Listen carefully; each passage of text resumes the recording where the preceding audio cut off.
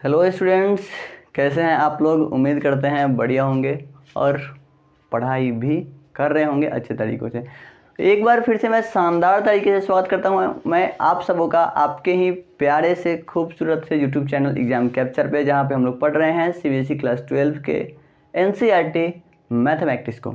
और इसी बीच आज हमारा 4.1 के हिंट्स एंड सॉल्यूशन को डिस्कस करेंगे। हम लोग पढ़ रहे हैं chapter number 4 class 12 CBSE math determinant. वहाँ पे हम लोग 4.1 के इंट्रोडक्शन को बहुत ही अच्छे तरीके से, बहुत बेसिक से उसको क्लियर कर लिए हैं और आज हम लोग उसके एक एक क्वेश्चंस को देखने वाले हैं। तो लेट्स बिगिन, शुरू करते हैं अपने इस क्लास को बिना लेट किए हुए। चलिए एक एक क्वेश्चन को देखते हैं। 4.1 के फर्स्ट क्वेश्चन बोल रहा, evaluate the determinant in exercise 1 and 2।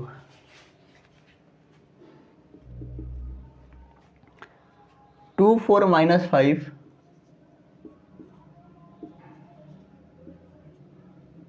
ये एक डिटर्मिनेंट गिवन है, इसको इवेलुएट करके वैल्यू फाइंड करना है। उम्मीद करते हैं आप कर लेंगे।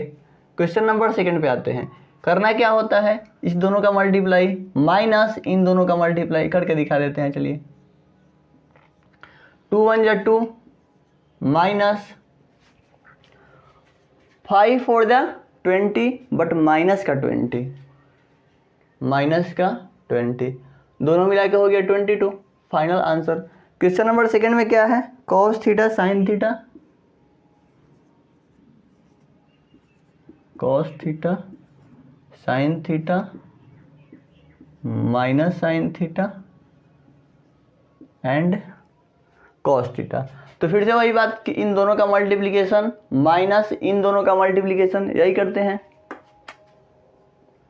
Cos into cos, cos square theta minus sine into sine, minus का sine theta, sine square theta. दोनों माइनस है, प्लस हो गया, मल्टीप्लाई हुआ तो cos square theta plus sine square theta. और इसको किस ये फॉर्मूला किसको नहीं याद है, ये तो बच्चा को याद होगा जो 12 में पढ़ते होंगे, क्योंकि ये क्लास 10th का ही फॉर्मूला है। Cos square theta plus sine square theta, answer आया यहाँ से आपका 1। बढ़ते हैं क्वेश्चन नंबर थर्ड की तरफ। नहीं, क्वेश्चन नंबर सेकंड में एक और पार्ट है। ये था पार्ट फर्स्ट, एक सेकंड पार्ट भी है, एक इसको भी करा ही देते हैं। X square minus X plus 1, x plus 1 x minus 1, x plus 1 x plus 1, ये डिटर्मिनेंट हम फाइंड करने वाले हैं। तो फिर से वही बात कि इन दोनों का मल्टीप्लिकेशन माइनस इन दोनों का मल्टीप्लिकेशन, तो इन दोनों का मल्टीप्लाई कराते हैं। X square minus X plus 1 multiplied by X plus 1 minus इन दोनों का मल्टीप्लिकेशन एक्स प्लस 1 और एक्स माइनस 1। सही है, यहाँ तक समझ आ रहा होगा आपको। बढ़ते हैं आगे। यहाँ से एक्स स्क्वायर ये फॉर्मूला है एक्स प्लस ए एक्स माइनस ए माइनस बी ए प्लस बी। फॉर्मूला क्या होता है, ए स्क्वायर माइनस बी स्क्वायर। तो वही बात यहाँ है, ए प्लस बी ए माइनस बी दोनों का मल्टीप्लिकेशन। और फिर यहाँ पे मल्टीप्लिकेशन करा के आप देख लीजिए क्या आता है। इससे कराते हैं एक्स क्यूब, इससे हो गया, फिर इससे माइनस एक्स स्क्वायर और प्लस एक्स, फिर 1 से कराते हैं X square minus X plus 1 और यहाँ माइनस लगाने के बाद इनका मल्टीप्लिकेशन, तो एक्स स्क्वायर माइनस 1। सॉल्व करते हैं, x cube minus x square और प्लस एक्स स्क्वायर, यहीं पे खत्म हो गया। अब बात करते हैं इस प्लस एक्स और माइनस एक्स का, वो भी कट गया। फाइनली यहाँ पे क्या बच गया, तो एक्स क्यूब प्लस 1 माइनस ये वाला x square minus minus plus 1, सही है। तो ये हुआ x cube plus x square plus 2, यहाँ पे एक्स स्क्वायर माइनस होगा माइनस एक्स स्क्वायर प्लस 2। तो ये आया आपका फाइनल आंसर। बढ़ते हैं क्वेश्चन नंबर 3 की तरफ। अगर ये क्वेश्चन आपको नहीं आया हो, अगर आपसे नहीं बना हो, तो आप नोट कर सकते हैं वीडियो को पॉज कर करके।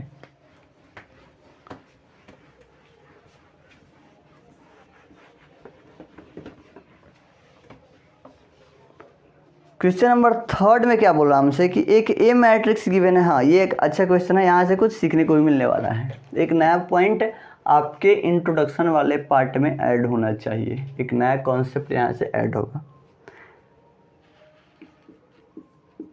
इफ ए मैट्रिक्स गिवन है, इफ ए एक मैट्रिक्स गिवन है 1 2 1 2 4 2, तो आपको शो करना है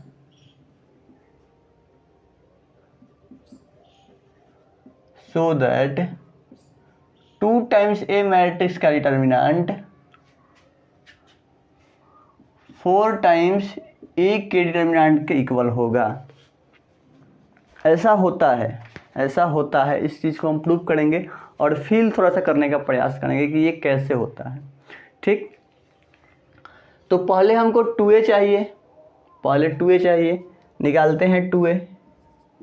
यहाँ से 2a क्या होगा, तो इस मैट्रिक्स के सारे एलिमेंट में, ये एक मैट्रिक्स है, इस मैट्रिक्स के सारे एलिमेंट में 2 से मल्टीप्लिकेशन, 2 1 जा 2, 2 2 जा 4, 4 2 जा 8 एंड 2 2 जा 4। तो ये आ गया 2a। इसी 2a का डिटर्मिनेंट फाइंड करना है, तो फाइंड करते हैं। यहाँ से डिटर्मिनेंट का सिंबल ऐसे ट्रायंगल से भी देते हैं। क्या आने वाला है यहाँ से डिटर्मिनेंट, 4 2 जा 8 माइनस 8 4 जा 32। आंसर क्या आया, -24। सही है। अब हमको बोल रहा है कि ए का डिटर्मिनेंट फाइंड करिए, तो ए का डिटर्मिनेंट यहाँ से फाइंड करते हैं। 2 1 जा 2 माइनस 4 2 जा 8, कितना आया, -6। उसके बाद बोल रहा है कि इस वाले में 4 से मल्टीप्लाई करिए। यहाँ 4 से मल्टीप्लाई किए, 4 टाइम्स डिटर्मिनेंट 2 का, तो आया -24। क्या ये वाला और ये वाला दोनों इक्वल है? जी बिल्कुल इक्वल है, बिल्कुल इक्वल है। होता क्या है कि जब हम मल्टीप्लिकेशन करते हैं एक स्केलर क्वांटिटी से मैट्रिक्स में, तो वहाँ पे मैट्रिक्स के सारे एलिमेंट में मल्टीप्लिकेशन होता है, मैट्रिक्स के सारे एलिमेंट में मल्टीप्लिकेशन होता है। लेकिन अगर किसी स्केलर नंबर से, किसी स्केलर क्वांटिटी से जब हम मल्टीप्लाई करते हैं एक डिटर्मिनेंट में, तो वहाँ पे एक रो के अलोंग ही मल्टीप्लिकेशन होता है, या फिर एक कॉलम के अलोंग मल्टीप्लिकेशन होता है। सारे एलिमेंट में मल्टीप्लिकेशन नहीं होते हैं सारे। जैसे कि अगर यहाँ पे एक डिटर्मिनेंट हो गया 1 4 4 7, और यहाँ हमको 2 से मल्टीप्लाई करना है, इस डिटर्मिनेंट में हमको 2 से मल्टीप्लाई करना है, तो या तो आप इस दोनों में सिर्फ मल्टीप्लाई करेंगे इस कॉलम में, या तो आप सिर्फ इस रो में करेंगे, बात खत्म। या तो फिर इस कॉलम में या फिर इस रो में, एक ही कॉलम में आप मल्टीप्लाई करेंगे उस एलिमेंट से, उस स्केलर नंबर से एक ही रो में या फिर किसी एक कॉलम में आप मल्टीप्लाई करेंगे। ऐसा डिटर्मिनेंट के केस में होता है, मैट्रिक्स के केस में ऐसा नहीं होता। तो ये हम बहुत ही अच्छे से प्रूफ कर दिए, शो कर दिए जो हमसे बोला गया था। चलते हैं क्वेश्चन नंबर नेक्स्ट पे, that is question number 4। Question number 4 में हमसे बोला गया है एक मैट्रिक्स है, वहाँ पे 3a = 27 times a, determinant proof करना है। तो ये क्वेश्चन आप खुद से कर सकते थे, लेकिन करके दिखा देना एक बार। 1 0 1 0 1 2 1 0 1 0 1 2 0 0 4, 0 0 4। ये है क्वेश्चन नंबर 4। ये एक मैट्रिक्स है, प्रूफ क्या करना है, ये वाला बात। ये कैसे हो पा रहा है, क्योंकि ये 3 जो है, ये 3 से 27 कैसे हो गया, 3 से 27 कैसे हो गया। तो यहाँ पे जो भी एलिमेंट रहता है ना, उसके पावर में डिटर्मिनेंट के ऑर्डर को लिख दीजिए बस। ये कितने ऑर्डर का डिटर्मिनेंट है, 3 ऑर्डर का डिटर्मिनेंट यहाँ से बनने वाला है। तो इस 3 के पावर में आप 3 कर दीजिए, 27 आ गया। इस तरीके से होता है, इस तरीके से होता है। बात करते हैं इस क्वेश्चन की कि ये क्वेश्चन अब कैसे सॉल्व होगा, ये हमको शो करना है। तो सबसे पहले हमको 3a फाइंड करना होगा। यहाँ से 3a निकाल के देखते हैं कि 3a कितना आता है हमारा। तो 3 आने वाला है यहाँ पे 3, यहाँ 0 3, फिर 0 3 एंड 3 2 जा 6, 0 0 एंड 4 3 जा 12। तो ये 3a आ गया हमारा। 3a मैट्रिक्स का डिटर्मिनेंट फाइंड करना है। तो ये 3 वाले 3 क्रॉस 3 के डिटर्मिनेंट को हम कैसे पढ़ते हैं, तो यहाँ 3 लिखेंगे, ये वाला और इस वाले को और इस वाले को कैंसिल करना है। बाकी क्या बच गया आपके पास, ये वाला। तो इसका डिटर्मिनेंट निकालना है 3 6 0 12। अब बात करते हैं यहाँ पे एक और चीज़ आपको याद होगा कि जिस कॉलम में या फिर जिस रो में ज़्यादा जीरो होते हैं उसमें हम डिटर्मिनेंट को एक्सपेंड करना उसके अलोंग ज़्यादा इजी समझते हैं, क्योंकि ये 0 0 है। तो हम कोशिश करते हैं कि हम इस डिटर्मिनेंट को इस कॉलम के अलोंग एक्सपेंड कर दें। तो इस कॉलम में ये तो प्लस वाला है, क्योंकि ये 1 1 एलिमेंट है, तो 1 + 1 2 होता है, दैट इज इवन नंबर, इसीलिए यहाँ पे प्लस होने वाला है। ये 2 1 एलिमेंट है, 2 1 मतलब 2 + 1 3, 3 इवन ऑड नंबर है, इसके कारण यहाँ पे माइनस होने वाला है। और फिर ये 3 1 एलिमेंट है, 3 1, तो 3 + 1 4 होता है, इवन नंबर है, तो यहाँ पे प्लस होने वाला है। तो इसके लॉन्ग हम डिटर्मिनेंट को एक्सपेंड करते हैं, तो -0 ये वाला इसके लॉन्ग, तो ये पूरा कैंसल, ये पूरा कैंसल, बच के गया 0 3 0 12, 0 3 0 12। आगे बढ़ते हैं इस 0 की तरफ, तो ये पूरा रो कैंसिल और ये वाला कॉलम कैंसिल, बच क्या गया ये वाला पार्ट 0 3 3 6, 0 3 3 6।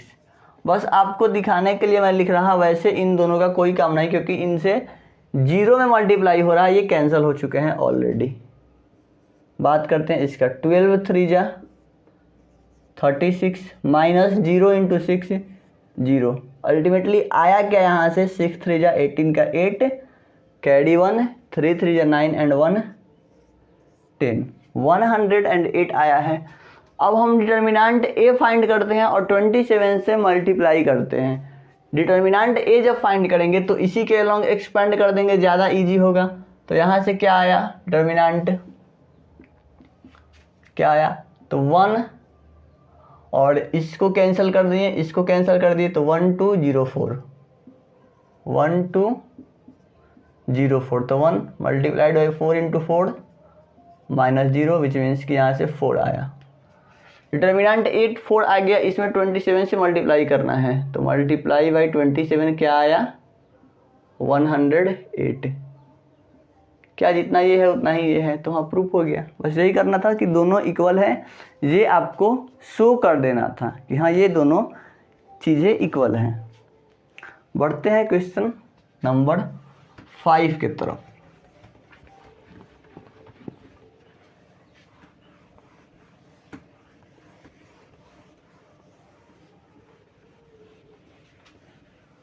क्वेश्चन नंबर 5 में बोल रहा कि डिटर्मिनेंट का वैल्यू फाइंड करिए, जो कि ये मैं आप पे छोड़ रहा क्योंकि 3 × 3 का डिटर्मिनेंट है और अभी मैंने भी 3 × 3 के डिटर्मिनेंट को ही सॉल्व करके दिखाया आपको, सही है।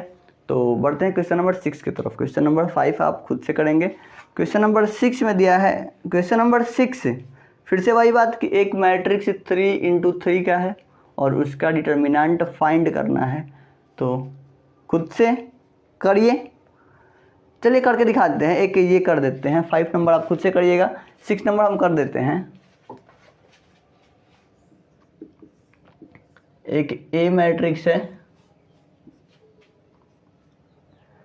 1 1 -2 1 1 -2 2 1 -3 2 1 -3 5 4 -9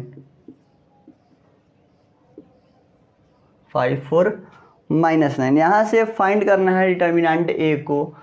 तो इसमें तो कोई जीरो है नहीं, तो आप किसी भी तरफ से इसको एक्सपेंड कर सकते हैं। एनी रो एनी कॉलम, कोई भी आप कॉलम कोई भी रो उठा लीजिए और उसके अलोंग आप एक्सपेंड इसको कर दीजिए।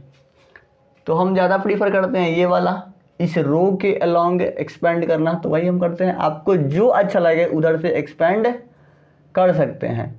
तो इसमें होता क्या है कि जो एलिमेंट आप सेलेक्ट किए हैं इसके आगे प्लस माइनस का साइन कैसे लगता है, तो वो कितना नंबर पे एलिमेंट आता है आगे देखेंगे। ये ट्रिक होता नहीं है, ये बस एक चीज़ को इजी बनाने के लिए ऐसा मैं बताया कि इवन नंबर है तो प्लस होगा और नंबर है तो माइनस होगा। वो होता क्या है, कोफैक्टर माइनस जब आगे पढ़ेंगे तो देखेंगे कि ये प्लस माइनस किसके अकॉर्डिंग लगता है।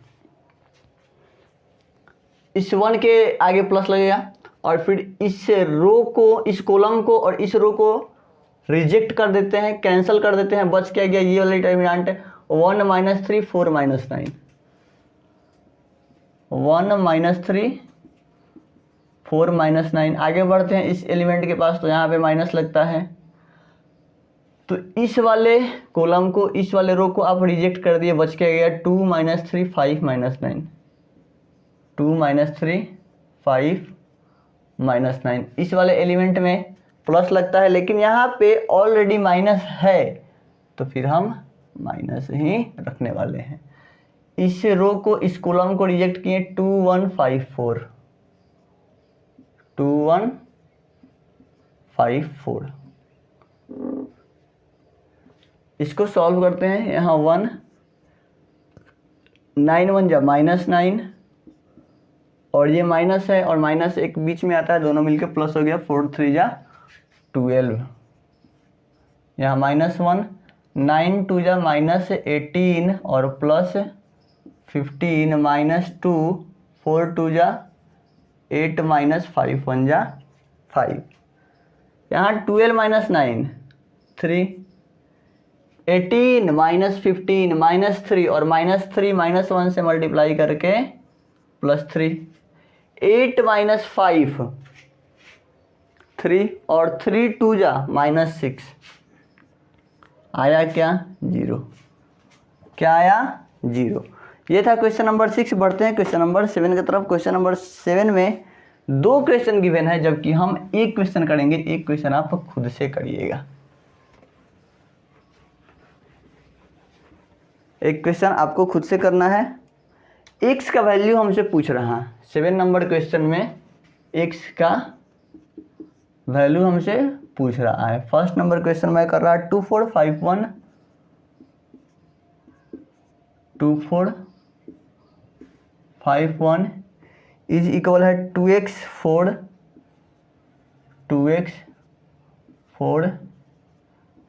6 और x के। तो क्या यहाँ पे भी इक्वलिटी ऑफ मैट्रिक्स का कॉन्सेप्ट लगा के ये वाले टर्म को इसके इक्वल कर देते हैं? नहीं, ये मैं आपको बता चुका हूँ इंट्रोडक्शन वाले पार्ट में भी। क्या करना होता है कि इस पूरे का आप डिटर्मिनेंट निकालिए, इसका भी निकालिए और तब इस क्वेश्चन से आपको x मिलेगा। शायद क्वाड्रेटिक इक्वेशन भी बन जाता है कभी कभी। तो आइए निकालते हैं। 2 1 जा 2 -5 4 जा 20। इधर 2 में x मल्टीप्लाई के 2x² -6 4 जा 24। यहाँ से क्या आने वाला है माइनस का 18 और यहाँ आया 2x² -24। इसको चेंज करते हैं तो ये हुआ 6 2x² 2 3 जा 6 x² = 3 विच मीन्स कि x equal to plus minus under the root 3। इस तरीके से आप फाइंड कर सकते हैं, इस तरीके से आप फाइंड कर सकते हैं। क्वेश्चन नंबर 2 आप खुद से फाइंड करिएगा। आइए एक बार इसका आंसर मैच कर लेते हैं क्वेश्चन नंबर 7 का, कि क्या आंसर आया है रूट अंडर 3 प्लस माइनस। हाँ, आ चुका है। क्वेश्चन नंबर 2 आप सॉल्व करिएगा खुद से। इसमें का क्वेश्चन नंबर 7 में का जो सेकंड पार्ट है उसको आप खुद से सॉल्व करिए। क्वेश्चन नंबर 8 हम देखते हैं। That is our last question of this particular exercise. एक ऑब्जेक्टिव क्वेश्चन है, इसमें भी वही करना है, ये आप कर सकते हैं। ये बताने का कोई आवश्यकता वैसे है नहीं मुझे। x2 18 x, ये एक डिटर्मिनेंट है और ये डिटर्मिनेंट है दूसरे के इक्वल। 6 2 18 6 2 18 और 6। यहाँ से भी वही x फाइंड करना है। इसका x² माइनस 18 2 जा 36 6 6 जा 36 माइनस 18 2 जा 36, तो ये तो कैंसिल हो गया। यहाँ से क्या आया, x² इक्वल टू 36, तो x equal to plus minus 6, ये आया आंसर। तो इसमें ऑप्शन नंबर हो जाएगा आपका बी। यहाँ से ऑप्शन नंबर बी जो है वो करेक्ट है। तो यहाँ पे कंप्लीट होता है हमारा एक्सरसाइज जो कि 4.1 था। आगे हम 4.3 की इंट्रोडक्शन मिलते हैं। क्यों? क्योंकि डिटर्मिनेंट चैप्टर में 4.2 को CBSE ने हटा दिया है। तो डिटर्मिनेंट में बाकी हमको सब कुछ पढ़ना है 4.2 को छोड़ के। तो आगे हम 4.2 नहीं पढ़ने वाले हैं। ये 4.1 कंप्लीट होता है। यहाँ पे 4.3 के इंट्रोडक्शन वाले पार्ट में मिलेंगे और उसके बाद उसके क्वेश्चन करेंगे। धन्यवाद हमारे साथ अंत तक जुड़े रहने के लिए। बहुत बहुत धन्यवाद आपका।